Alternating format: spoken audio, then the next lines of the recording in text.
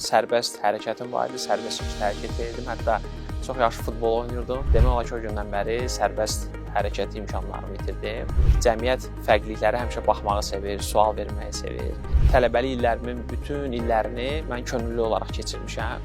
Müəssisədə onlar işləmək imkanı qazanırlarsa, orada müəssərlik yoxdursa, bundan çəkinməsinlər. Əmək bazarı dəyəri deyə bir anlayış var. Yəni, sizin dəyərinizi nə formalaşdırır? Təsəvvür edin ki, dünyadakı bütün insanlar əl ağacları ilə gəzir.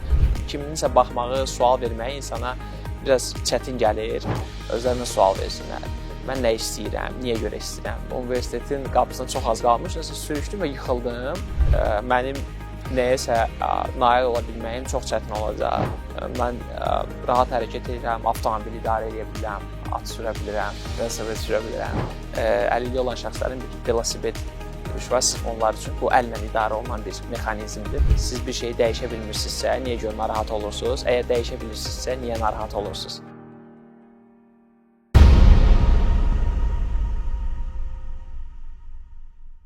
Xoş gördük, dəyərli izləyicilərimiz. Mənim hekayənin verilişində həmişə olduğu kimi bu dəfə də çox maraqlı bir qonağımız var.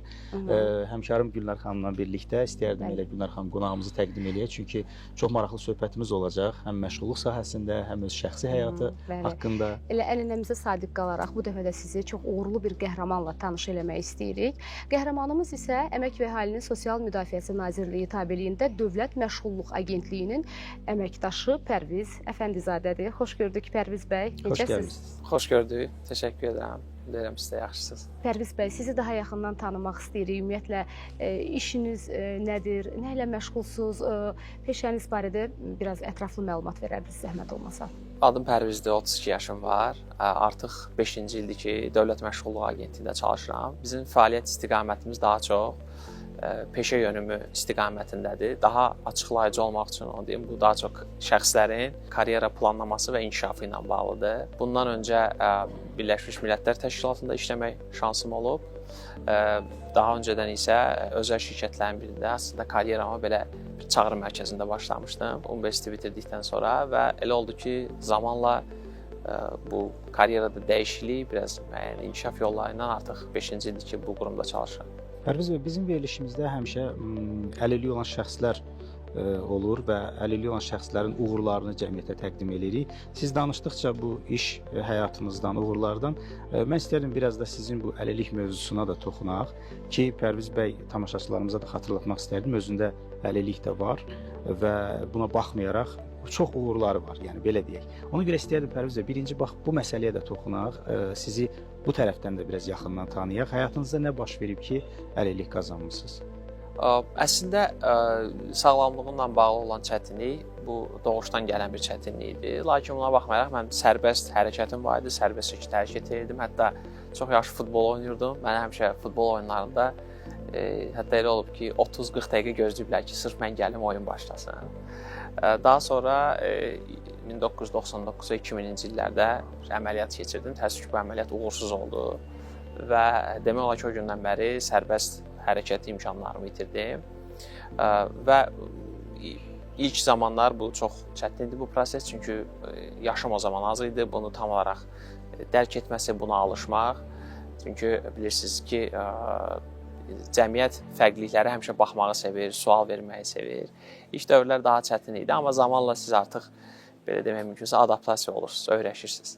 Pərviz bəy, ümumiyyətlə elə aktual bir məsələdir ki, hal-hazırda cəmiyyətdə belə bir stereotip var ki, əlilliyi olan insanlar əmək fəaliyyətindən, işləməkdən uzaq qaçırlar, uzaq olurlar. İstərdim bir qədər bu mövzuya toxunaq. Elə siz çox uğurlu bir karyera qurmusunuz, bir dövlət müəssisəsində şöbə müdürü vəzifəsində çalışırsınız. Necə oldu bu yol? Ümumiyyətlə, əlilliyiniz ola gəlib bu pilləyə çatmaq, özünüzə uğurlu bir karyera qurmaq çətin olmadı mı? Bir əlilliyi olan şəxs üçün dövlət qurumu olmasında yaxud da hər hansı bir sahə olsun, özünə bir peşə qazanmaq, iş qazanmaq nə dərəcədə əl çatandır ümumiyyətlə? Biraz istəyərdim hadisələrə əvvəldən başlayım yanaşmanı. Mən ümumiyyətlə məsələn ali məktəbə qəbul olanda da Bakı Dövlət Universitetini bitirmişəm. Universitetə gedəndə də o zamanlar müəssisəlik tam olaraq yox idi. Orada da bu çətinliklər var idi. Universitetə gedən zaman orada hərəkət və s. Amma mən universitet vaxtından artıq çox fəal, aktiv bir tələbə idim. Heç demək olar ki, tələbəlik illərimin bütün illərini mən könüllü olaraq keçirmişəm və hətta könüllü fəaliyyətlərimdə mənə deyirdilər ki, yəni bu vəziyyətdə sən niyə görə könüllü olursan? İlk könüllülük təcrübəm də Bakı 2015 Avropa oyunlarında daha böyük könüllülük təcrübəm orada olmuşdu. Və ondan sonra mənim CV-m artıq CV bankına daxil edilmişdi. Müxtəlif yerlərdən çağırışlar olurdu və s. Və elə oldu ki, mən zamanla artıq onları dəyərləndirməyə başladım. Zaman-zaman karyerada pauzalar yaranmışdı səhhətimlə bağlı.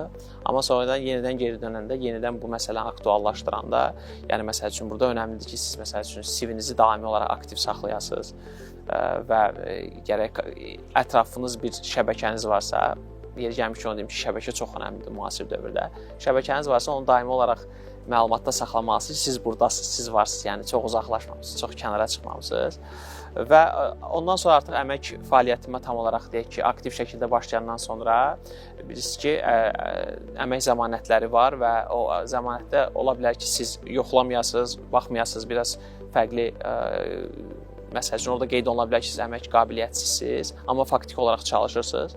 Bunu çox, yəni bugünkü gün üçün çox rahatdır əslində. Siz müraciət edirsiniz dost mərkəzinə və yaxud da ki, sizi aidiyyəti qurumlara yönləndirirlər. Orada ərizə ilə müraciət edirsiniz, gərəkirsə müayinədə olursunuz və onun əsasında sizin bu əmək qabiliyyətsizdir anlayışı dəyişilir və sizə uyğun nədirsə, yəni mövcud fiziki vəziyyətinizə uyğun olan nədirsə, ona uyğun sizə bir status verilir və o statusda artıq siz əmək fəaliyyətini rahat şəkildə davam etdirirsiniz. Yəni belə bir fikir də cəmiyyətdə bəzən formalaşır. Hətta ən çox da əlilliyi olan şəxslərin arasındakı əlilliyi olan şəxslər işləyə bilməz və hətta deyərdim ki, bəzi qurumlarda da olur ki, rəhbər şəxslər tərəfindən o düşüncədə olurlar ki, bu əlilliyi olan şəxsdir, bu bizim qurumda çalışa bilməz.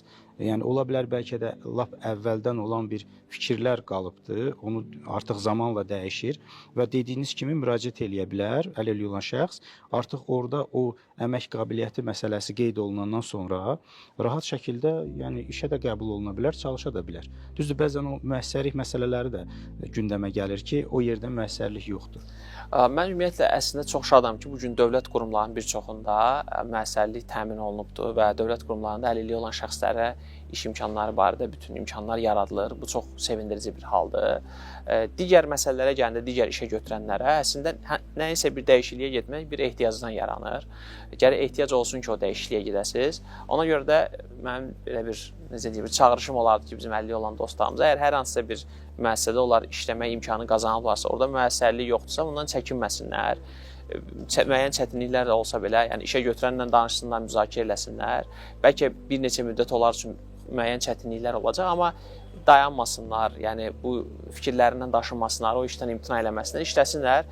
Zamanla həmin işə götürəndə mən inanıram ki, o şəraiti yaratmağa çalışacaq. Çünki dediyim kimi, bu günə qədər bir stereotip var idisə ki, əlilliyi olan şəxs işləyə bilməz. Ona görə həmin işə götürəndə müəyyən müəssərlik ola bilsin ki, nəzərə alınmayıb. Yəni belə real desə əlilliyi olan şəxslər işləyə bilər, çalışa bilər. Əlbəttə, heç bir mane yoxdur. Cəhd eləməlidirlər və bu məsələ ilə bağlı özləri də araşdırma aparıb artıq gedib hardasa işə qəbul ola bilərlər. Əlbəttə. Pərviz bəy, hobbilərinizdən danışın. Nələri sevirsiniz? İşdən əlavə hansı məşğuliyyətləriniz var ümumiyyətlə?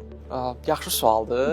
Mən ümumiyyətlə zamanla belə xüsusi ümumiyyətlə onu deyim ki, bugünkü günə qədər xüsusi bir hobbim olmayıbdı. O zaman sadəcə dəyişkənlik olub, yəni maraqlarım dəyişkən olub. Məsələn, daha öncələr daha çox futbola baxmağı sevirdim. Hətta boş vaxtlarımda da köhnə futbol oyunlarına baxırdım. Onların biraz analizi ilə məşğul oldum. Amma zamanla futbola olan marağım biraz azalıb. Düzdür də baxıram, amma azalıbdır. İndi daha çox sevdiyim filmlərin ümumiyyətlə əsas ana mənasını anlamaq üçün müəyyən videolar var. Daha çox onlara baxıram ki, məsəl üçün bu filmdə bu səhnə niyə görə var idi? Bu filmin bu hissəsindəki məna nədən ibarət idi? Digər bütün insanlar kimi vaxtım olanda əlbəttə ki, dostlarımla görüşmək, musiqi dinləmək, zaman-zaman kitab oxumaq. Son illərdə kitab çox oxuya bilmirəm, daha çox audio kitabları dinləyirəm. Əsas deyərdim ki, maraqlarım, boş vaxtımda əyləncələrim bundan ibarətdir. Pərviz bəy, belə bir sualım var. Bayaq könüllülük məsələsini vurğuladınız. Bir əlilliyi olan şəxs üçün könüllülük deyəndə bu gün sizi elə örnək gətirmək olar ki, könüllülükdən hara qədər gəlmisiniz? Bax bu sual istəyərdim verim ki, əlilliyi olan dostlarımıza da səslənək. Bəzən elə könüllü olaraq bəzi belə deyək böyük mötəbər tədbirlərdə iştirak etmək gələcəkdə o insanın həm praktikasına, həm karyerasına böyük təsir göstərir.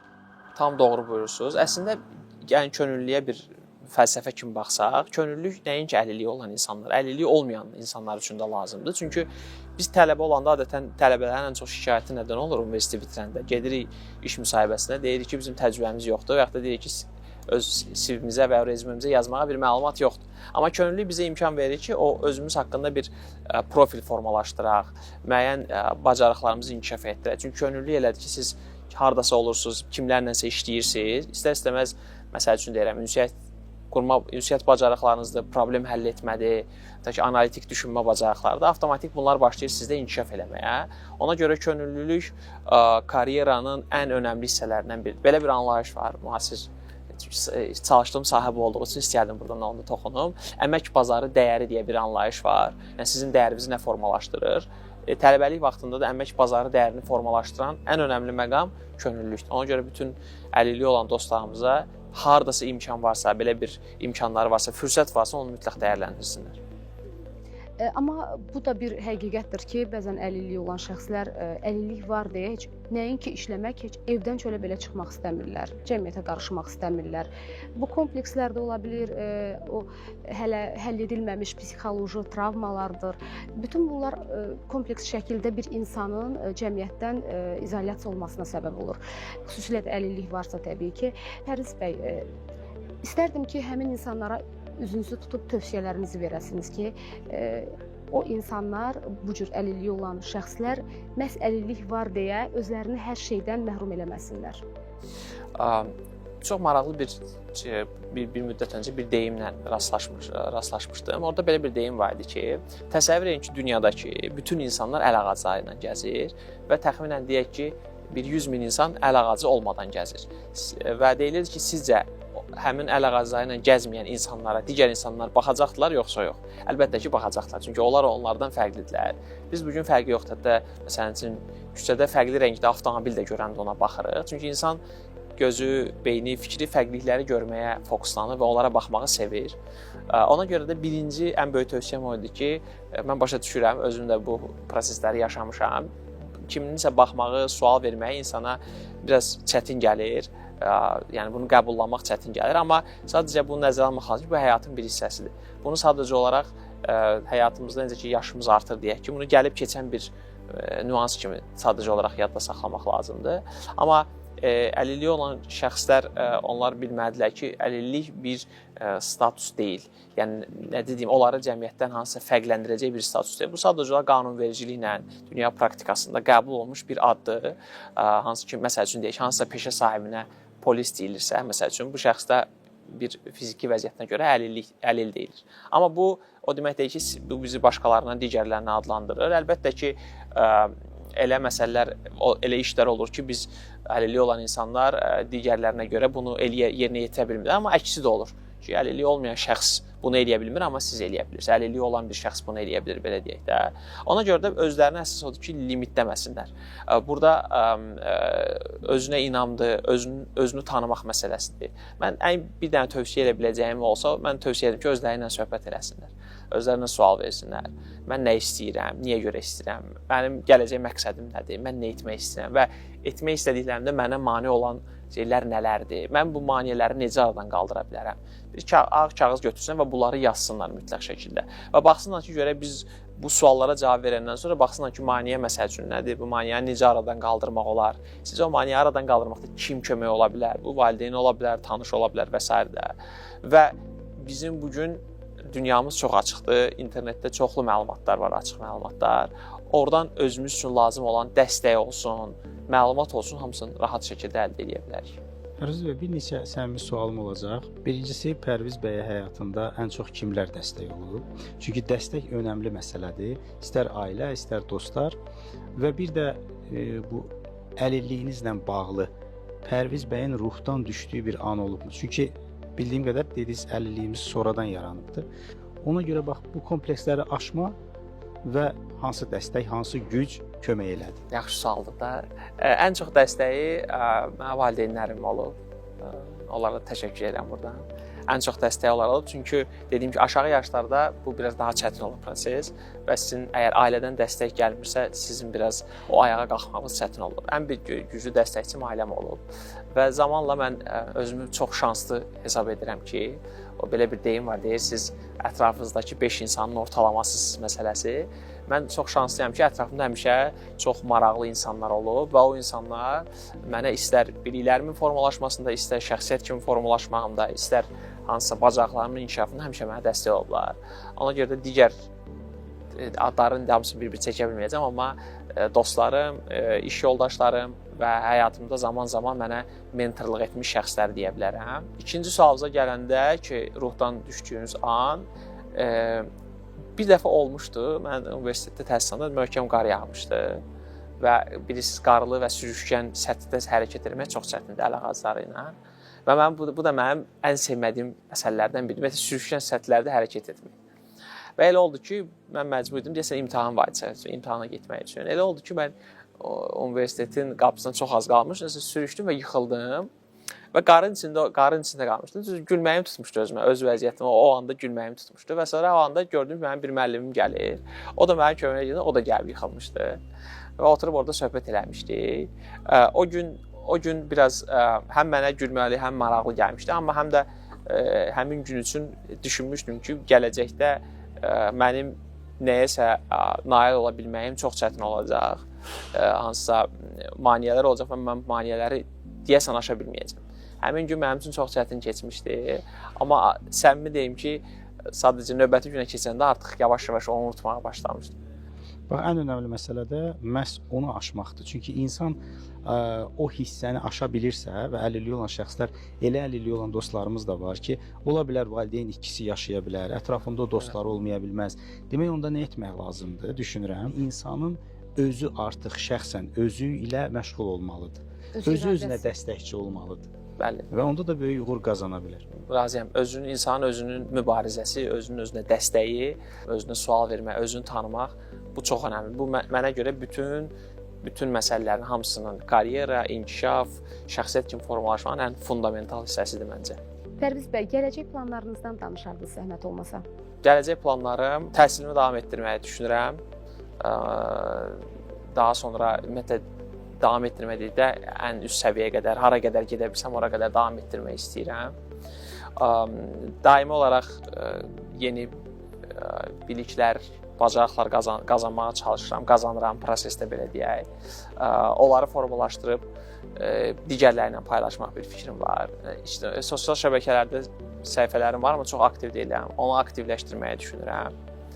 Və bizim son illərdə mənim qazandığım çox maraqlı bir məşğuliyyət var və buradan yeri gəlmişkən Əlilli Velosipedçilər Klubuna öz təşəkkürümü bildirirəm. Əlilliyi olan şəxslərin bir velosiped yürüyüşü var, sırf onlar üçün bu əllə idarə olunan bir mexanizmdir və biz hətta yaxınlarda Bakı 2025 marafonda da iştirak etdik və 21 kilometri tam olaraq qət elədik bu məsafəni və gələcəkdə davamlı olaraq məşğul olmaq istədiyim sahələrdən biri budur. Çünki bu sizə sonuncu marafonda bir sloqanı var idi. Küləyə qalib gəlmək. Bu sizin nəinki küləyə qalib gəlməyə, bu sizə başqa maneələrə qalib gəlməyə, belə biraz adama sürət yığanda belə bir azadlıq hissi verir, biraz fərahlıq hissi verir. Düşünürəm ki, gələcəkdə daha çox onunla aktiv məşğul olmağı planlaşdırıram. Pərviz bəy eyni zamanda vurğuladığı kimi 21 kilometr məsafəni sona qədər gedib. Bu marafonda da bundan öncəki marafondadır. Yəni həqiqətən o iradə, o istək, o güc insanda olanda demək o bacarır. Demək o sona qədər gedə bilər. Doğrudan da deyərdim ki, həqiqətən insanın özündən çox şey asılıdır Pərviz bəy. Doğru deyilmi? Yəni bir insan istər əlilliyi olsun, istər olmasın, ən önəmli məsələ özünə inanmaq, qarşısına qoyduğu məqsədin ardınca getmək. Bax, orada siz o qarda yıxıldığınız anda səhərsi günü desəydiniz ki, artıq mən getmirəm, doğrudan da o fikir formalaşsaydı ki, sona qədər ki, mən bacara bilməyəcəm, artıq bugün bu məqamda bəlkə də ola bilməzdiniz. Yəqin ki, tam razıyam. İstəmək məncə işin yarısıdır, bəlkə daha çoxudur. ikinci məsələ də zaman bizim həyatımızda dəyişə bilməyəcəyimiz, yəni idarə edə bilməyəcəyimiz, yəni geri qaytara bilməyəcəyimiz, irəli çəkə bilməyəcəyimiz yeganə resursdur və o keçən vaxtda ilişib qalmaq, o bir məşhur deyim var. Deyir ki, əgər siz bir şeyi dəyişə bilmirsinizsə, niyə görə narahat olursunuz? Əgər dəyişə bilirsinizsə, niyə narahat olursunuz? İstənilən halda narahat olmağa ehtiyac yoxdur. Əsas odur ki, dəyişə biləcəyimiz məsələlərə, nüanslara fokuslanaq. Pərviz bəy, bugün bax bu əl ağacları ilə hərəkət edərkən artıq əvvəlki ilk dəfə olan Pərviz bəy ilə indiki Pərviz bəy arasında nə qədər fərq var və cəmiyyətin baxışı dəyişibmi bugün? Cəmiyyətin baxışı dəyişməklə dəyişib, amma sözsüz ki, bu dəyişiklik nə qədər dəyişsə də, mən düşünürəm ki, buna daha çox zaman lazımdır. Zamanla, bəli. Çünki mən hətta Amerika Birləşmiş Ştatlarında olanda da insanlar baxırdılar, sual verirdilər. Və ABŞ dünyanın belə deyək ki, öndə gedən ölkələrindən biri hesab olunur. Ya da Avropada olanda ən inkişaf etmiş ölkələrində olmuşam. Orada da insanlar baxır, sual verirdilər. Bu normal haldır. Dediyim kimi insanlar fərqliliyə baxmağa öyrəşiblər. Özümlə bağlı onu deyə bilərəm ki, bu mənim həyatımın bir his parçasına çevrildiyi üçün mənim üçün bu artıq bir hansısa fərqlilik deyildi artıq. Bu sadəcə bu mənim həyatımın bir hissəsidir. Elə bir dəyişiklik yoxdur mənim üçün. Mən rahat hərəkət edirəm, avtomobil idarə edə bilirəm, at sürə bilirəm, velosiped sürə bilirəm. Bunları edə bilirəmsə demək ki, belə hansısa bir maneə yoxdur. Düşünürəm Gülnar xanım, bu önəmli məsələ də burada budur ki, əlilliyi olan şəxsin özü cəmiyyətdə özünü necə təqdim edir, necə göstərir. Bax, o dövrdən bu dövrə könüllü olaraq, bir çox istiqamətdə təhsil alaraq, çalışaraq, bugün Pərviz bəy məşğulluq istiqamətində artıq şöbə müdiri olaraq çalışır və gözəl də uğurlar qazanır. Pərviz bəy artıq belə deyək, qarşımızda mübariz, öz sözünü deməyi bacaran, güclü bir insan gördük. Mən düşünürəm ki, əslində siz fiziki məhdudiyyəti olmayan bir insandan da daha çox uğur əldə etmisiniz həyatda. Öz düşüncələrinizlə, pozitivliyinizlə, həyata fərqli fəlsəfi baxışınızla. Sizə təşəkkür edirəm. Maraqlı bir söhbət alındı, düşünürəm. İşinizdə, həyatınızda ümid edirəm ki, hər şey planlaşdırdığınız kimi davam edər. Minnətdaram. Çox sağ olun. Mən də təşəkkür edirəm. Həqiqətən uğurlarınızı dinlədikcə, yəni oradan bu günə gəlib çıxana qədər ki, dövrə baxanda insanın ruhdan düşdüyü an, qalxdığı an və işinə davam etdiyi an demək ki, gətirib insanı böyük uğurlara çıxarda bilər. Ona görə də mən də sizə uğurlar arzu edirəm.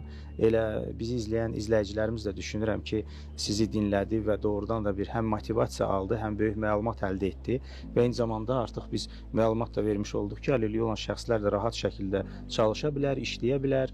Bu onların məşğulluğunda, yəni heç bir maneə yoxdur. Sadəcə olaraq istək, iradə və güc lazımdır ki, özlərinə inansınlar. Doğru. Təşəkkür edirik sizə və uğurlar arzu edirik. Çox sağ olun. Mən də sizə dəvətinizə görə təşəkkür edirəm. İnşallah bundan sonraki buraxılışlarınızda digər dostları izləyəcəm mütləq şəkildə. İnanıram ki, onların da maraqlı hekayələri var.